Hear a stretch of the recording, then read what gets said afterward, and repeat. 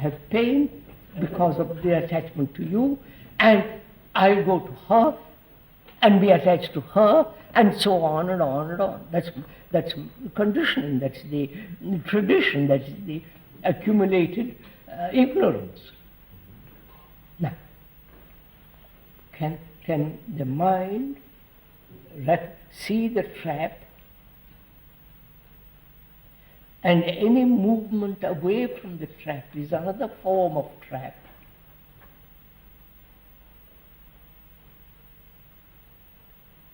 And it can only see that any movement is a trap as long as it moves.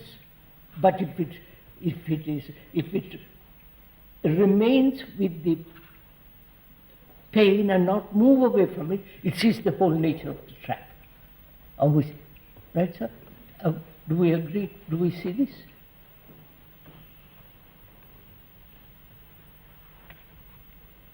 Can without bringing in the issue of trap, can the mind stay with the pain itself without coming to this realization of the fact that it is a trap? Yes, sir, of course.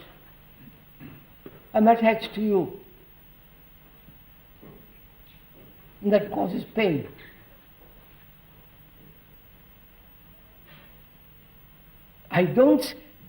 The mind doesn't say, all right, I'll stay there. I won't move. Yes, well, that's the question, though. That's the question, is this staying with the movement. Seeing the wheel. Yes. So can the wheel, which is the movement, stop? It can only stop when you say, all right, the mind must look at that fact and not move. Movement means a trap. This is important because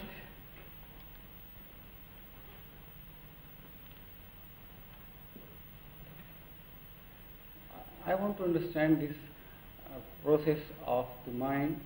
Because it sees this is a trap, therefore it stays with the pain. No. Or it stays with the pain because it understands that there is no other way. No, sir. Look, sir. First, the mind has created a trap, right?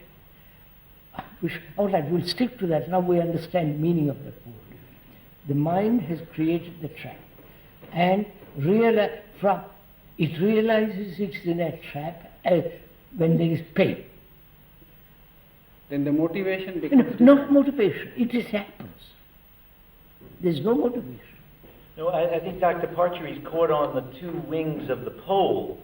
You know, we're really saying that it's neither attachment nor the pain that's the issue. It's the whole wheel of the movement from attachment to pain to attachment to pain. Yes, sir, but that whole wheel can be stopped only when I look at the fact of pain and not let it begin again.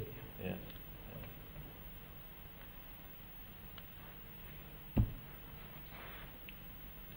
When does the mind start looking at the fact of pain? When you have pain. Does the pain when you has have the pain. capacity to do that? Oh, when you have pain.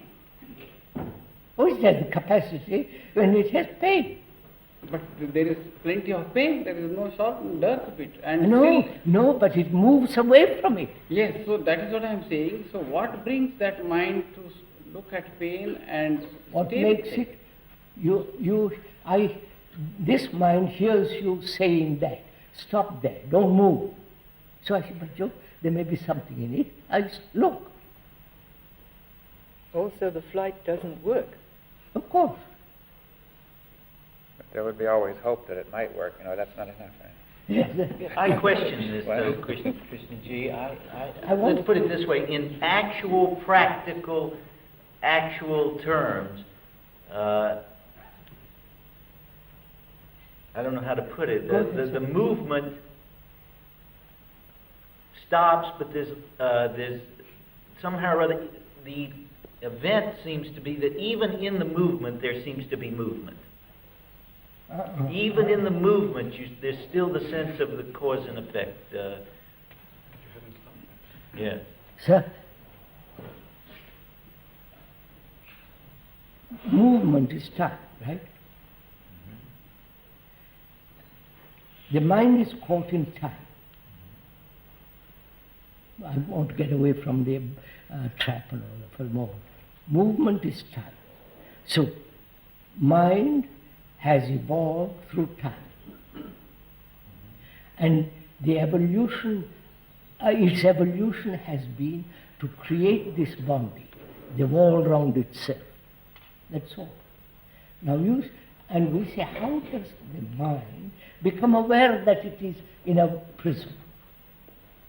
Right?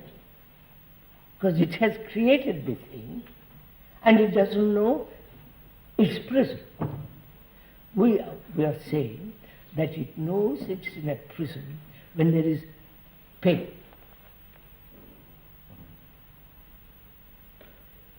Then it makes another movement. But the mind hasn't understood from the beginning in our conversation that movement is pain.